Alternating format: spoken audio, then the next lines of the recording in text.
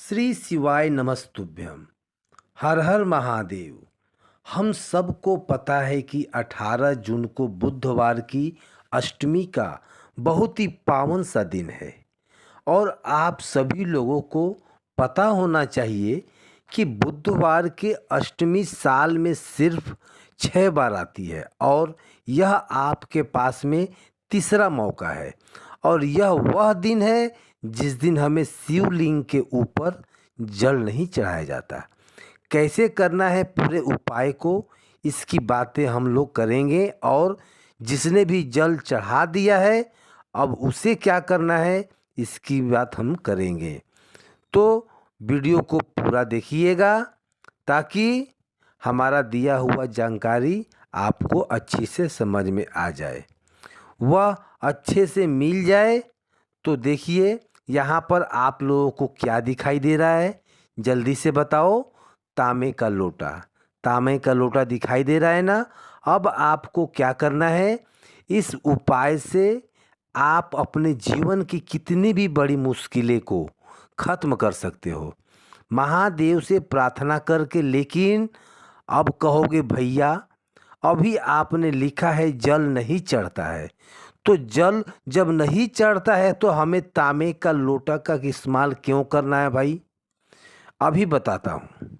सबसे पहले काम करोगे, तांबे का लोटा लेना है, उसमें जल भर लेना है।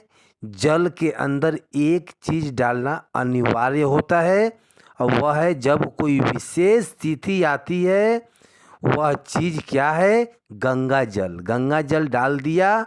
अब क्या करना है, आप सभी लोगों को लेकर पहुंचना है महादेव की शिवलिंग के पास में। फिर सोचते होगे भैया जब जल ही नहीं चढ़ाना है तो शिवलिंग के पास क्यों जाएं। तो सुनो भाई, आप लोगों को एक बात बहुत बार मैंने बताई है कि महादेव का पूरा परिवार शिवलिंग के ऊपर है विराजमान। मतलब आपको महादेव के परिवार में किसी को भी कहीं भी खोजने की आवश्यकता नहीं है, वह सभी लोग आपको महादेव के शिवलिंग पर ही मिलेंगे। बताया है ना मैंने। क्या करना है, आपके पास में जो जल है ना, सबसे पहले उस जल को थोड़ा सा समर्पित करेंगे भगवान श्री गणेश के स्थान पर। अब आप लोग ऐसा सोचते होंगे कि ऐसा क्यों, तो आप लोगों को बता दूं कि सर्वप्रथम पूजनीय देवता हैं श्री गणेश जी। यहाँ पर दूसरा स्थान होगा शिवलिंग का लेफ्ट साइड, किसका होगा, भगवान कार्तिकेय का।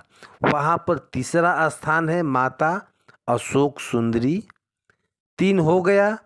चौथी जगह समर्पित करेंगे माता के हस्त कमल पर। ध्यान रखिएगा शिवलिंग के ठीक ऊपर जल को नहीं चढ़ाना है। कहाँ पर चढ़ाओगे, सिर्फ और सिर्फ माता के हस्त कमल पर।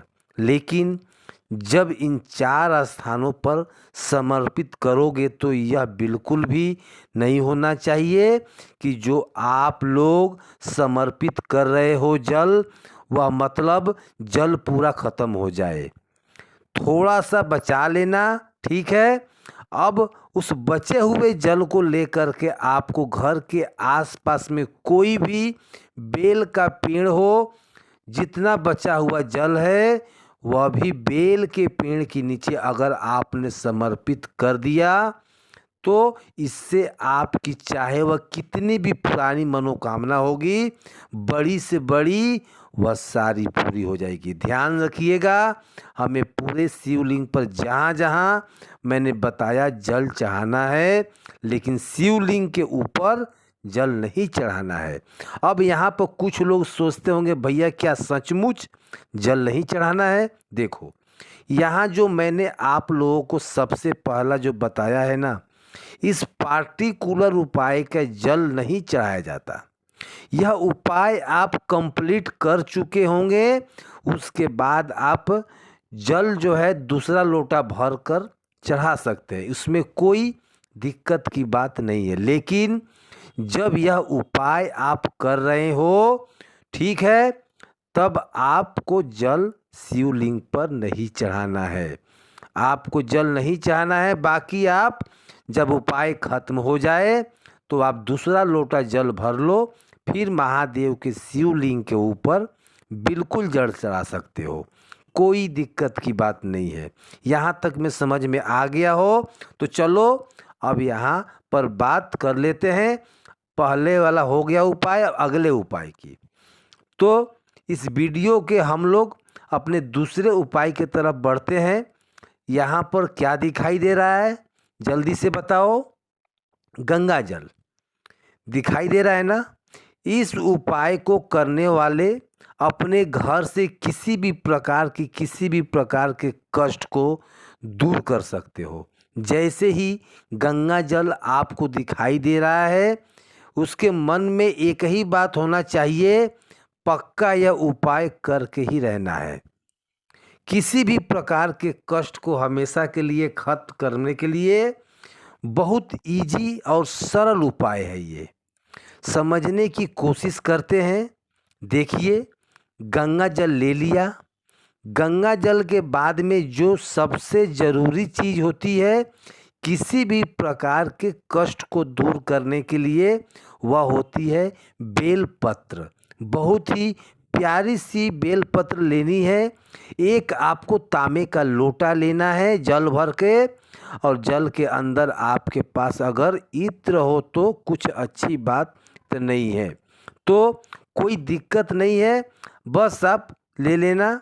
और ठीक आप क्या करना है, आप इस कलश को लेकर के, बेलपत्र को लेकर के, गंगा जल को लेकर के और पहुंचना है महादेव के शिवलिंग के पास में। ठीक है ना। आपको पास में गंगा जल और वही काम दोबारा करना है। कौन सा, महादेव का पूरा परिवार शिवलिंग के ऊपर विराजमान है। सबसे पहले थोड़ा सा एक बूंद गंगा जल भगवान श्री गणेश के स्थान पर, उसके बाद में भगवान कार्तिकेय के स्थान पर, उसके बाद में माता अशोक सुंदरी के स्थान पर, फिर माता के हस्त कमल पर, और फिर थोड़ा सा गंगा जल महादेव के शिवलिंग के ऊपर। इतनी चीज हो गई। अब आपके पास में बेलपत्र कितनी है, जल्दी से बताओ।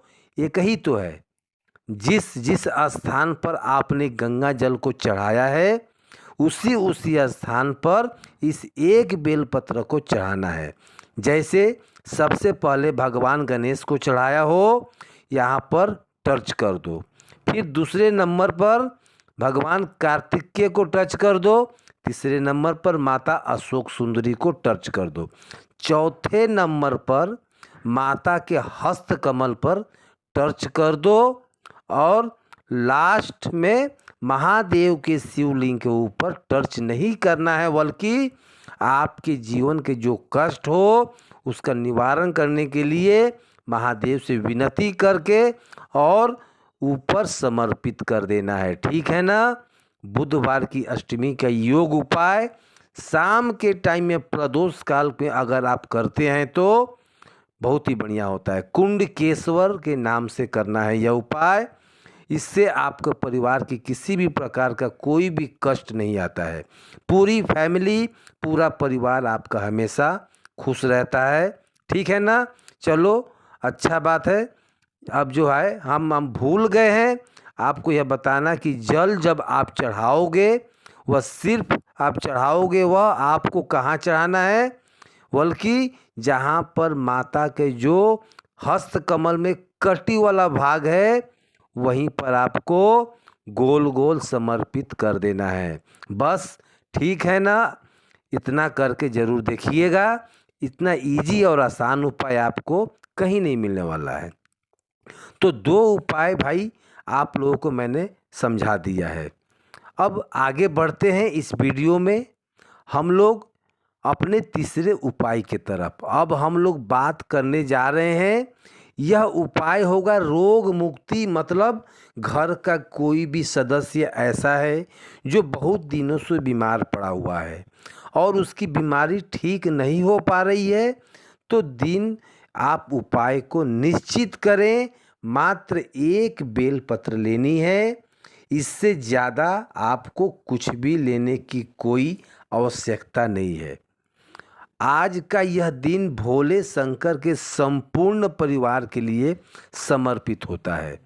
सिर्फ महादेव के लिए नहीं, पूरे परिवार के लिए। जो एक बेलपत्र आपके पास में है ना, उसे एक बेलपत्र को कहीं और नहीं, माता के हस्त कमल पर चढ़ा दो।